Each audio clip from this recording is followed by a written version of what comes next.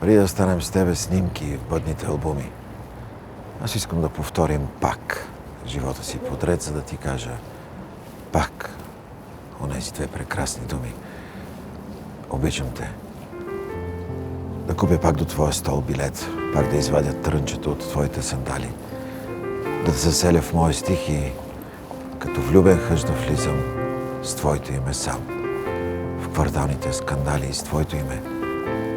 Ден след ден да се превръщам в мъж. Те очаквам всяка вечер на площад Надежда. По улица Любов да тръгнем с тебе, след това да срещнем Менделсон по пътя. В сватбена одежда ти да му кажеш да. И аз след теб да кажа да. Да чакам ония час велик, когато разделена на душата ти на две се цепи. С детски глас в очи. Да видя как старееш бавно, как си уморена, за да ти кажа, че си млада. Че не ти личи. Сега стоим с теб пред своите бъдещи албуми. Портретът сватбен ни е слял за винаги в едно. Кажи ми само, помниш ли онези двете думи? Дано не ги загубихме по своя път. Дано.